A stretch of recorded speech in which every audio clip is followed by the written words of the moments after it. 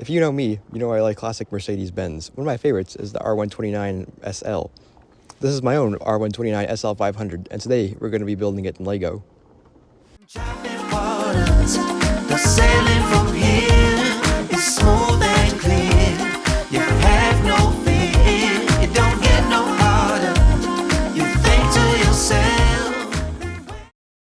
So despite having this car for a couple months, I haven't really felt the urge to build it in Lego, despite having built every other one of my favorite cars. So I finally decided to get around to doing it. If you'd like to build it yourself, or maybe a different color to match your own R129, or maybe you just like the car in general, you can go to mcgworks.com and get the instructions there. Alright, so let's begin designing the car. I started with making some very simple side panels. Now these will be replaced later, but I didn't have many dark blue parts to work with here, so I just wanted to make kind of a rough start. I then got some parts from this old C124 model I made, which was from about 3 years ago now. And this shares many parts with the W140 model that I also made a while back. That was like 4 years ago now. This stuff is going so fast, guys. It's crazy. But it was starting to look a bit outdated compared to my newer stuff, and so I tried adapting the lights and the bumper onto the model and adding a couple more parts to see how it looked. But I didn't really like how it looked.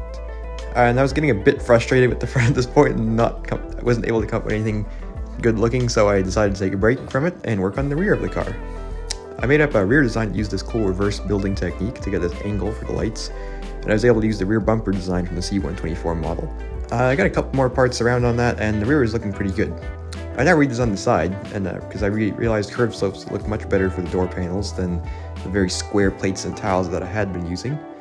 I added them to a side skirt made of plates using brackets, which captured this bump on the side of the real car. I also made some simple vents with 1x1 round tiles. So I finally decided I would have to do the thing that I dreaded doing and redesign the front. It turns out cars like this that have really subtle angles and not really aggressive angles are actually the hardest cars to do in Lego. You could tell that this car is not the cleanest example of an R29 right now, but it's a good one. I like it. I'm a big fan of it. So I rounded up as many additional dark blue parts as I could, and I went to work. I tried so many designs here. There was this one, which didn't have so many studs on top, but it looked too square. And then I got frustrated again and took another break, and I just fixed all the mismatched colors. You will notice this car, the model is dark blue. The real car is this really cool and kind of strange metallic bluish green. So in some lights it looks dark blue, in some lights it looks metallic green. But I figured Lego dark blue is generally the most similar one that I could find.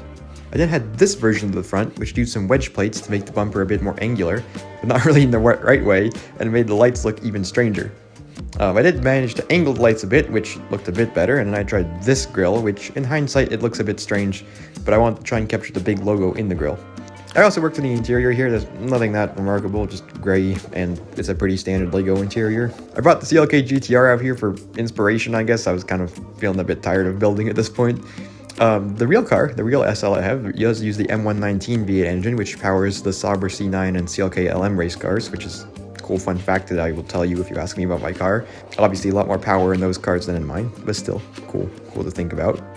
I also threw on these 3D printed monoblock wheels. They're from Brick to Brick 15 on Instagram.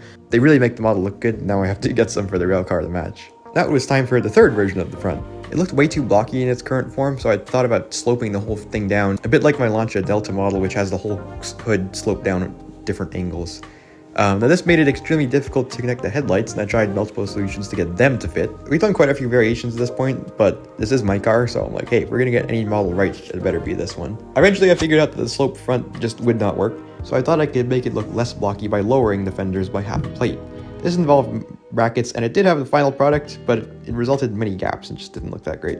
I then turned to the Lego car building Discord server, where my friend Mountain Goat gave me this design to work with. A big thank you to Mountain Goat. You should go follow his Flickr link below. He builds all sorts of cool stuff. After looking at this new design, I basically took the whole car apart and restarted with the bumper. I first copied Goat's design exactly, but it was a bit too low when combined with the rest of my design. It took several tries to get a layer of plates in there. After doing so, I was extremely happy with how it turned out. Not too chunky, not too low, and well proportioned. So again, a big thank you to Goat. So here we have the finished model. It's not the most complex thing ever, but I'm very happy with it. It looks really cool next to the real thing. And you can also see here with its hardtop that I built for it, which I kind of like the way the model looks better with the top off. There's so many flies around here for some reason. We went out to this place to film and there's just like flies everywhere. This is incredibly annoying, but we're going to continue because the sun's going to go down and then that video won't look so good. So yeah, very happy with this one. A really special model. So that is it for this video. Thank you guys so much for watching. Thank you guys for your support. That helps me to keep this thing running, among other things. Yeah, really just I'm very grateful for it.